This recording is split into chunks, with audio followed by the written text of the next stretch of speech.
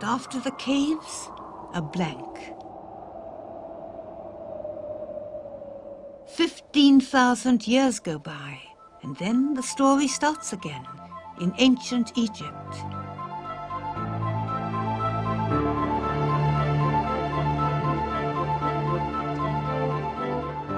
In the world of the pharaohs, the Tutankhamun world, human creation was on an epic scale.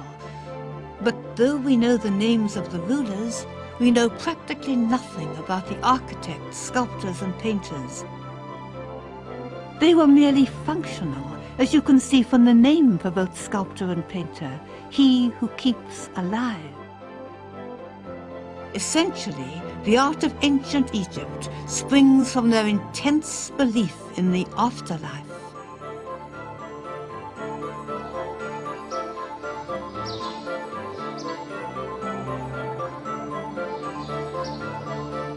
Originally, all these temples were covered in brightly coloured paint. But the harsh outside world erodes, burns, bleaches out. It's only in the sealed away places, like the tombs, where paintings have survived.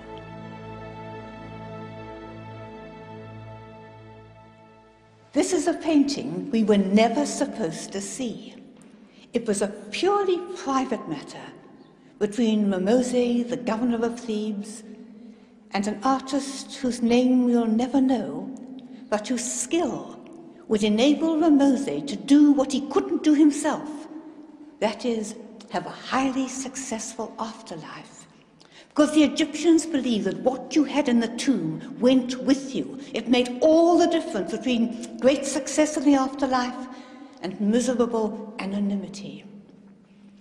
Now, Mimose clearly had a most impressive funeral, but it was no good just having it once. He wanted it always, always there with him to show in the afterlife what a great, important figure he was. This is my favourite bit, the mourning women. And of course, you don't want real grief with you in the afterlife, and that's not what he's getting. He's got highly professional mourners, very expensive. If you look at those faces lifted upwards, they're completely impassive. And they're doing the whole mourning act with enormous grace, their arms like a great sea anemone stretching out with elegance into all directions. And the artist has clearly put in this little naked slave girl to show the difference between her and the real mourners. And there's a beginner mourner too, holding on to the elderly lady to show how these movements of the hands have to be learnt. And you know she's the senior lady because she has this drooping pear of a breast, as opposed to the firm little apples of everybody else. So, there it is. Rich, successful, important governor of Mimose. And what a joy that at long last we're able to share with him his elegant ladies.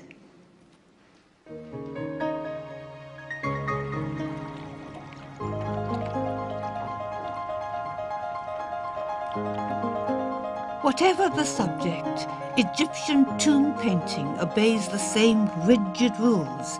They want the messages to the next world to be totally clear.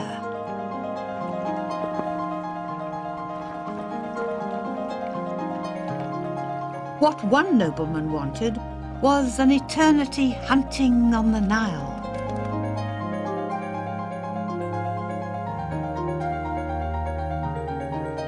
Can you see? Each part of the human body is seen from the most readable angle. A profile is clearer than full face, but the eyes are clearer seen from the front. Full front torso, sideways legs.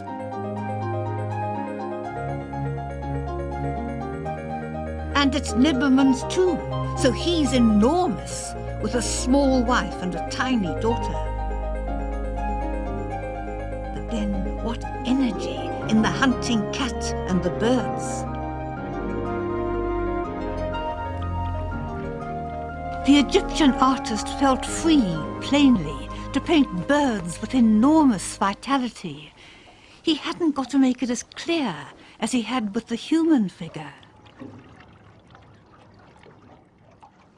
But if we want an art which takes the human body seriously, we have to wait for the rise of a neighbouring civilization.